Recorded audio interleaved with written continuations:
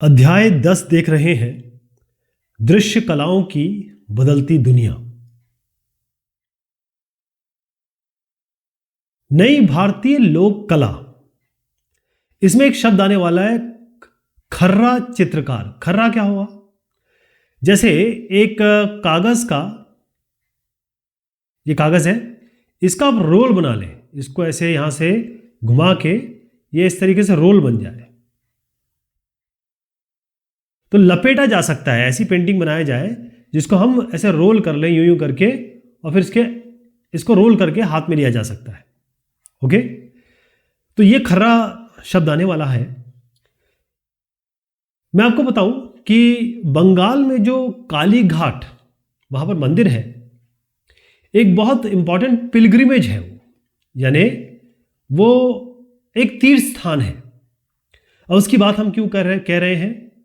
क्यों? क्योंकि वहां के जो लोग हैं, बंगाल में काली घाट, फिर से समझिएगा, बंगाल के काली घाट के बारे में बात कर रहा हूं मैं। बंगाली लोग समझ रहे होंगे इसको, जो उस रीजन में रहते हैं।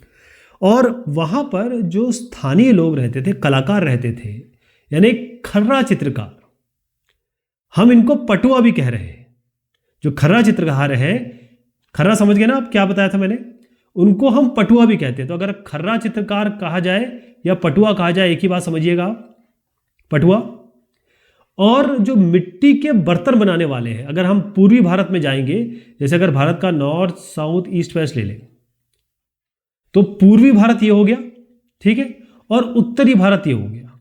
तो ये जो इलाका है, यहां पर आपको कुमोर बेसिकली कुम्हार ही है, जो हम कुम्हार कहते हैं अभी, कुमोर हो गए, कुमोर। और उत्तर भारत की बात हम कहें तो इसी कुमोर को कुम्हार कहने लगते हैं। ये कौन लोग हैं? जो मिट्टी का बर्तन बनाने वाला काम करते हैं। तो ये लोग एक नई जो टेक्निक है, कला शैली चित्रण की, ये डेवलप करने लगे थे, विकसित करने लगे थे। तो हुआ ये कि आसपास के, जैसे कलकत्ता है, आसपास के गांवों से ये सब कलकत्ता आने लगे, राइट। अब क्यों कलकत्ता आने लगे? क्योंकि कलकत्ता एक बहुत बड़ा एक सेंटर बनने लगा था। चाहे आप कॉमर्स के लिहाज से लें, वाणिज्यिक हिसाब से लें, या फिर एडमिनिस्ट्रेटिव हिसाब से लें, या प्रशासकीय केंद्र, क्योंकि यहाँ पर शुरुआती ये जो बंगाल का मेन पॉइंट था, जहाँ पर ईस्ट इंडिया कंपनी ने अपनी राजधानी बनाई या ब्रिटिशर्स ने अपनी राजधानी बनाई, वो तो कलकत्ता ही था, है ना। तो इस कारण से यहाँ पर बहुत सारे जो ब्रिटिश ऑफिशियल्स हैं, ब्रिटिश कार्यालय हैं, ऑफिसेस, वो खुलने लगे थे। बहुत सारे बिल्डिंग्स का निर्माण हो रहा था, बहुत सारे रोड्स का निर्माण हो रहा था, सड़कों का निर्माण हो रहा था, इमारतें कह लीजिए, इसको सड़क कह लीजिए, इनका निर्माण हो रहा था। बाजार बहुत सारे खुल रहे थे, यानी कि मार्केट खुल रहे थे। ओके, तो लोग यहाँ पर इसलिए आ रहे थे कि भाई यहाँ आके वो कमा खा सकते हैं, अपनी ज़िंदगी का रहगुजर चला सकते हैं। तो इसी पद्धति में या इसी सीक्वेंस में यहाँ कलाकार भी आए, कलाकार लोग भी आए, आके बसने लगे यहाँ पर। तो अगर आप 19वीं सदी के, मैं पहले ले जाऊं आपको, तो ये जो मैंने आपको पटुआ कहा, खर्रा चित्रकार, और जो कुम्हार कहा, ये जो थे, ये कुछ और चीज़ें बनाया करते थे। जैसे जो पुश्तैनी, जो पौराणिक विषय है, जैसे मान लीजिए देवी का चित्रण बना लिया, देवताओं को चित्रण बना लिया, इनका चित्रण बनाते थे, यानी माइथोलॉजिकल चीज़ों का चित्रण करते थे। ओके, अब जब ये कालीघाट पहुंचे, जैसे बंगाल के जो मैं कालीघाट इलाका बता रहा हूं, जब ये यहाँ पर आए, तो इसी तरीके की देवी देवताएं, गॉडेसेस, डाइटीज के चित्र ये बनाते रहे। ओके, तो जो खर्रा चित्र, अगर हम परंपरागत रूप से देखें, जो ये बनाया करते थे, तो खर्रा चित्र की जो छवियां हैं, जो भी इसमें जो चित्रण होता था, वो गोलाकार इस तरीके का नहीं होता था, बल्कि बिल्कुल प्लेन होता था, यानी कि उसका 3D आयाम नहीं होता था। कहने का मतलब ये है कि जो प्लेन में दिख रहा है, उसको अगर आप 3D में दिखा सकें, आप जैसे ये स्क्रीन है, ये तो आप 2D है, लेकिन इसमें किसी तरीके से आप कैसे 3D का एक व्यू देंगे, 3D भी दिखा सकते हैं ना आप इसमें, वो नहीं था, 2D दिखता था, 2 डायमेंशनल दिखता था। ये कहने का मतलब है। हुआ क्या कि जब ये यहाँ पर आए, तो ये क्या करते थे, जो भी इस पर पेंटिंग बनाते थे ना, उस पर उभार ले आते थे, यानी इसको इस तरीके से बनाते थे, उभार ले आए। जैसे मान लीजिए एक आदमी है यहाँ पर, अब यहाँ पर अगर इसका मैं प्रतिबिंब दे दूँ किसी तरीके से, तो आपको ये लगेगा, ये यहाँ दे दूँ तो आपको समझ में आ जाएगा कि यहाँ सूरज है, तो एक 3D विजन मिल जाएगा, है ना। तो ये जो उभार इन्होंने पैदा किया, छायाकरण कहते हैं जिसे हम प्रतिबिंब कह रहे हैं, इसका इस्तेमाल किया। तो इससे क्या हुआ कि ये जो 2D इमेज थी ये 3D इमेज दिखने लगी, त्रिआयामी चित्र ये बनाने लगे। तो इससे क्या होता था कि जो चित्र नॉर्मल 2D ये खर्रे पे बनाते थे, अब ये बहुत रियल लगने लगी थी, यथार्थ रूप में दिखने लगी थी और लाइवली यानी जीवंत दिखने लगी थी।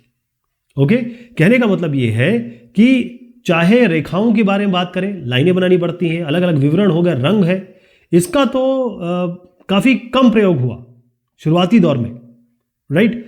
लेकिन फिर उसके बाद ये सब इसमें काम होने लगा। मैं इसमें कुछ चित्र दिखाऊंगा और उसकी बात आगे विवेचना करूंगा। 1840 के बाद थोड़ा सा ये जो कालीघाट वाले जो कलाकार हैं, इनमें एक नया रुझान हमने देखा। वो नया रुझान क्या था? क्योंकि मैंने क्या पहले बताया था, ये देवी देवताओं के चित्रण बनाया करते थे। नया रुझान ये आया क्योंकि अब ये कलकत्ता आ गए। अब एक मान लीजिए कोई एक शहर में आए और आप गांव से आए, ये आपका गांव है, यहाँ से आप शहर में आ गए और शहर में आके आपने नई चीज़ें देखी, क्योंकि यहाँ का सामाजिक ताना बाना शहर का, यहाँ का राजनीतिक, क्योंकि अभी ईस्ट इंडिया कंपनी आ गई है, अंग्रेज आ गए हैं, तो चीज़ें बदलने लगी हैं शहर में, खासतौर पे कलकत्ता शहर और आसपास के जो बड़े शहर हैं उसमें चीज़ें बदलने लगी हैं। तो जो यहाँ के लोग हैं किस तरीके से ब्रिटिश शासन में, ये ब्रिटिश रूल में, ब्रिटिशों के कारण अफेक्ट हो रहे हैं, या कहें ब्रिटिश शासन में जो सामाजिक परिवर्तन हो रहा है, सामाजिक और राजनीतिक जीवन में जो परिवर्तन आ रहा है, वो इन कलाकारों ने जो कि यहाँ से यहाँ आए, यानी आसपास के गांवों से जब शहर आए, कलकत्ता आए, तो उन्होंने जो चेंज देखा वो दिखाने शुरू किया। और दिखाने में क्या कर रहे थे, क्योंकि इनके लिए तो नई चीज़ हो गई, तो वो उपहास उड़ाने लगे थे, हंसी मजाक करने लगे थे, या ये कहें कि व्यंग करने लगे थे। अपने चित्रों के माध्यम से वो इन लोगों का, यानी कि हिंदुस्तानियों का, जो इस सामाजिक ताने बाने में बदलने लगे थे, अंग्रेज़ों से अफेक्ट होने लगे थे, या अंग्रेज़ों के कारण जो सामाजिक बदलाव आया था उसमें वो बहने लगे थे, उनका उपहास कर रहे थे। जैसे कोई एक साहब हो गए, वो अंग्रेजी भाषा बोल रहे हैं, ठीक है, वो सिगार पी रहे हैं, पश्चिमी आदतें वो ले रहे हैं और सिगरेट पीने का काम कर रहे हैं, कुर्सियों में बैठे हैं, मतलब एक पैर दूसरे के पैर ऊपर करके, ये इस तरीके का। अभी मैं इस चित्र पे आता हूँ, लेकिन बता दूँ कि बेसिकली क्या है कि एक आदमी जो कि है हिंदुस्तानी, लेकिन वो बन रहा है विदेशी, वो विदेशी बनने की कोशिश कर रहा है। इसी को वो कह रहे हैं कि पश्चिमी रंग में रंगे बाबू का मजाक उड़ा रहे थे।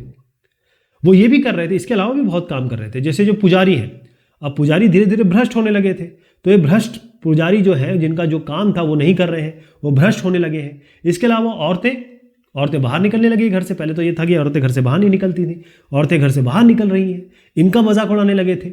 और दूसरा ये ज़रूर था कि ये जो अमीर जो लोग थे, क्योंकि जब ये यहाँ से आए तो गरीब लोग थे, इन्होंने देखा अमीर हो रहे लोग, तो अमीरों के खिलाफ एक गुस्सा भी था, इन्होंने ये भी चित्रण में लाया। बेसिकली क्या था कि जो बदलाव हो रहे थे और जो बदलावों के कारण इनको भय था, लोगों को भय था, या यहाँ के भी लोगों को भय था कि भाई ये जो आमूल चूक परिवर्तन हो रहे हैं ब्रिटिश रूल के कारण, जो सभ्यता में परिवर्तन आ रहा है, ये अंग्रेजियत फैलती जा रही है, उसका डर ये अपने चित्रण में दिखाना चाहते थे। ओके, अब मैं आपको इन चित्रों पे ले चलता हूं। ये चित्र आप देखिए, ये यहां पर आप जो चित्र देख रहे हैं, ये हनुमान है और साथ में जम्बुअन, इनके बीच में युद्ध लड़ाई दिखाई जा रही है। ये कालीघाट की पेंटिंग है जिसकी मैंने अभी चर्चा की, और ये कागज़ पर जल रंग, यानी कि ऑयल पेंटिंग से, मतलब जल रंग का मतलब ये होता है कि भाई ऑयल पेंटिंग से काम किया गया। अब देखिएगा कि ये है तो पौराणिक चित्रण, हनुमान जम्बुअन तो हमारे पौराणिक उस विधा में आते हैं, लेकिन अगर आप यहाँ देखें तो आधुनिक रूप दे दिया, हनुमान साहब को जूते पहने दिखा दिया गया। अब यहाँ पर अगर जूते पहने आप दिखा दोगे, हनुमान तो जूता पहनते नहीं थे, है ना, लेकिन ये जूता जो आया है ये आपको दिखा रहा है कि किस तरीके से नई चीज़ों का इफेक्ट आने लगा पौराणिक विधाओं में। एक और चित्र यहाँ दिखाना चाहूँगा मैं आपको। ये जो तस्वीर है इसमें 1 2 3 पेयर्स दिखा रहे हैं, युगल दिखाए जा रहे हैं। तो ये तंजौर इलाका है, इसमें अपना जो समुदाय है, इसमें किस तरीके से धार्मिक, सामाजिक और जो उनका रहन सहन था उसको दिखाने की कोशिश की जा रही है। ये तंजौर की एक कंपनी पेंटिंग है। तंजौर, साउथ इंडिया की बात हमने काफ़ी की है। अच्छा, एक और यहाँ पर चित्र देखिएगा, इससे आप समझ में आ जाएगा आपको कि मैं क्या अभी डिस्कशन कर रहा था। यहाँ पर एक कुर्सी में एक बाबू साहब बैठे हैं, कालीघाट पेंटिंग है ये 19वीं शताब्दी की। आप देखेंगे कि एक बाबू को मस्खरे की तरह दिखाया गया, इसमें व्यंग किया गया, इसमें मजाक उड़ाया गया। देखिए ये जो जूता देख रहे हैं आप, ये किस तरीके से पहना है, ऊंची एड़ी वाला जूता पहना है इन साहब ने। और ये जिस चेयर पे बैठे हैं, देखिए कितनी नुकीली इसका बेस है, जो इसके पाए हैं, पैर हैं इस चेयर के, वो कितने नुकीले हैं। और यहाँ पर वो काम कर रहे हैं जो अंग्रेजियत में होते हैं, जो ब्रिटिशर्स करते थे, इसलिए इनका मजाक उड़ाया गया है एक तरीके से। यहाँ पर आप एक चित्र देखेंगे, हाथी पे बैठकर ये शेर का शिकार कर रहे हैं, एक अंग्रेज साहब दिखा रहे हैं। ये भी कालीघाट पेंटिंग है। ओके, ये कागज़ पर फिर से जल रंग से बनाया गया है। और बहुत सारे उदाहरण ये दिखाता है कि पटवा कलाकार भारत में अंग्रेज़ों के जीवन को किस तरीके से देखते थे। कि देखिए कहाँ ये इस पर बैठ के इसको मार रहा है, क्योंकि अंग्रेज शिकार करते थे, शौक था उनका खेल था, और इसी से वो अपनी मर्दानगी दिखाना चाहते थे। अच्छा, अब हुआ ये कि मैं कालीघाट के बारे में बात करूं तो जो कालीघाट में जो तस्वीरें बन रही थी, इसमें यह हुआ कि अब ये बाज़ारों में क्योंकि जब छापा खाना आ गया और इसको छाप के बेचने की विधा डेवलप हो गई। क्योंकि पहले क्या होता था, पहले ये होता था कि ये लकड़ी का तख्ता है, लकड़ी का प्लेट मान लीजिए, इस पर ये खुदाई करते थे, इनग्रेविंग्स बनाते थे, मतलब चिजलिंग करते थे, इस पार्ट को निकाल देते थे।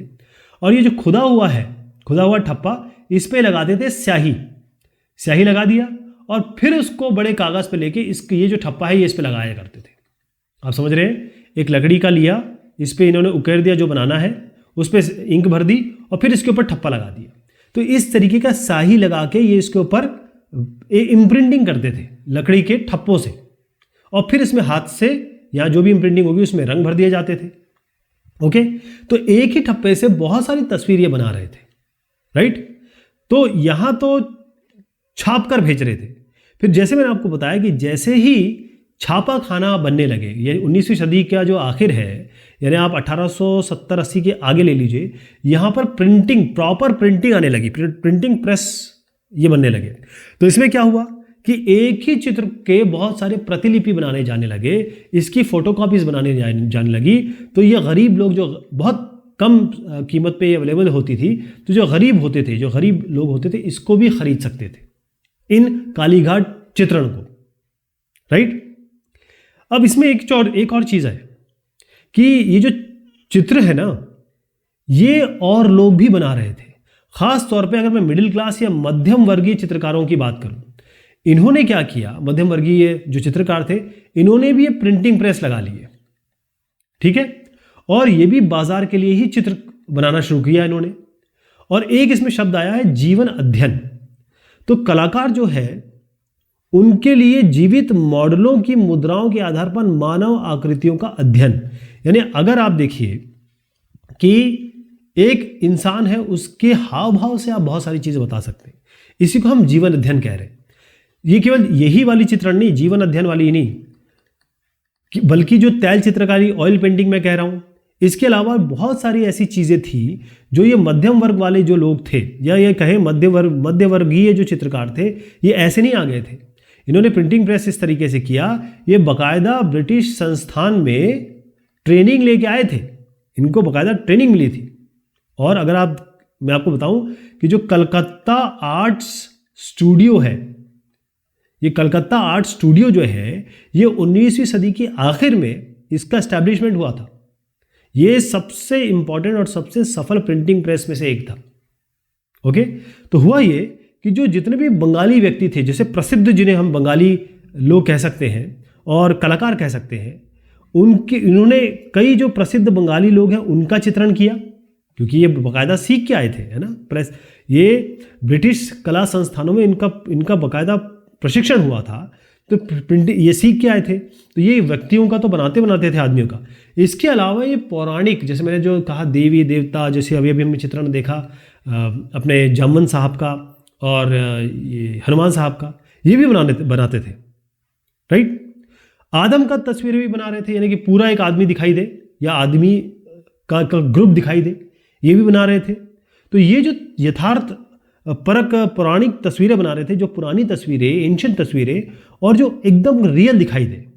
तो इसमें इस बैकग्राउंड में क्या करते थे कि जैसे ये बना दिया, अब इसके बैकग्राउंड में ये क्या करते थे, यहाँ पर बहुत ज़बरदस्त भूदृश्य, यानी पहाड़ियाँ हो गई, झील हो गई, नदियाँ हो गई और जंगल हो गए।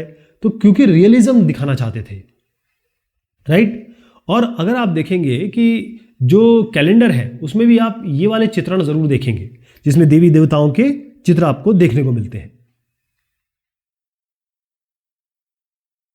अब यहां पर जो मैं जो लोकप्रिय तस्वीरों की बात कर रहा हूं, प्रारंभिक 20वीं यानी कि 1900 से आगे की बात कर रहा हूं मैं। यहां पर क्या हुआ कि थोड़ा परिवर्तन हुआ, जो भी चित्र बनने लगे, और ख़ास तौर पे जो नॉर्मल पब्लिक के लिए थे, जिसको हम जन साधारण कह रहे हैं, उनके लिए जो चित्र हो रहे थे उसमें मेनली राष्ट्रवादी संदेश दिए जाने लगे। राष्ट्रवादी संदेश मतलब होता है नेशनलिज्म, क्योंकि वो जो ज़माना था 1900 के आगे क्या है, 1947 में तो हमारी आज़ादी का समय था। तो यहाँ से शुरू, और इस समय नेशनल मूवमेंट बहुत आगे चल रहा था। तो हर एक चित्र में राष्ट्रवादी संदेश आपको ज़रूर मिल जाएंगे। ख़ास तौर पे जो भारत माता है, भारत को रिप्रेजेंट करते हैं माता से, आज भी हम भारत माता ही कहते हैं। उनको एक देवी, एक भगवान के रूप में दिखाया जाता था। वो हाथ में झंडा लिए हुए, राष्ट्रीय ध्वज जो आगे बना, लेकिन उसके पहले जो राष्ट्रीय ध्वज जो भी एक्सेप्ट किया गया, जिस ज़माने की हम बात कर रहे हैं, तो जो भी झंडा उस समय एक्सेप्ट किया गया वो लिए खड़े हैं। और साथ में बहुत सारे जो राष्ट्रीय नायक हैं, चाहे इसमें मैं अभी आपको नाम भी लूँगा, जो भी बड़े बड़े राष्ट्रीय नायक हैं, या कि कहें कि जो नेशनल मूवमेंट में जो बिल्कुल अग्रणी लोग थे, वो माता के चरणों में अपना बाकायदा गला कटवा रहे हैं, शीश नवा रहे हैं। और कई बार ये देखा गया कि जो देवी देवता है वो अंग्रेजों का कत्लेआम कर रहे हैं, यानी अंग्रेजों को मार रहे हैं, ख़त्म कर रहे हैं, राइट। तो वे जो डिस्कशन किया है उसके हिसाब से देखिए, ये भारत माता का एक बड़ा प्रचलित, बहुत ही इंपॉर्टेंट, बहुत ज़्यादा लोग इसको बनाते थे और देखते थे। यहाँ पर आप देखेंगे गांधी जी भी दिख रहे हैं, सुभाष चंद्र बोस साहब भी दिख रहे हैं, और बड़े बड़े लोग दिख रहे हैं आपको, है ना। यहाँ पर जितने भी उस जमाने के बड़े बड़े लोग हैं वो सारे आप यहाँ पर देख, जबकि रविंद्रनाथ ठाकुर साहब भी है। यहाँ एक चित्र देखिएगा, ये जो चित्र है ये नल दमयंती की कहानी का एक दृश्य है, और जो मैंने आपको बताया था कलकत्ता आर्ट स्टूडियो, वहां पर बना है ये यथार्थ क्यों दिख रहा है, क्योंकि इसमें पूरा इन्होंने बैकग्राउंड यूज किया है। मैंने कहा ना, इसको रियलिज्म दिखाने के लिए, केवल अगर इन दोनों को बना देते तो काम नहीं बनता।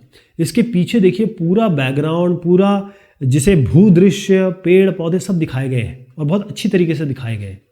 ये जो चित्र आप देख रहे हैं ये काली माता का चित्र है, कलकत्ता आर्ट स्टूडियो का ही है। और इसमें आप देखिएगा कि 1905 की मैं बात कर रहा हूं, अंग्रेजों द्वारा प्रतिबंधित कर दी गई सिगरेट, मतलब जो सिगरेट है उसका एक भारतीय ब्रांड का, मतलब इंडियन सिगरेट उसका ब्रांड था, अंग्रेजों ने उसे रोक दिया था। तो यहाँ पर आप देखेंगे कि ये देवी है, ठीक है, काली माता है। और इन्होंने क्या किया कि जो ब्रिटिश सिपाही है इनको किसी तरीके से, एक तरीके से इनका सर दिखाया जा रहा है। तो ये राष्ट्रवादी विचार था कि हमें अंग्रेजों को हटाना है, ख़त्म करना है, यहाँ से दूर भगाना है। तो एक तरीके से नेशनलिज्म भी दिखाया जा रहा है, इसमें राष्ट्रवाद की भी परिकल्पना को अग्रसरित किया जा रहा है।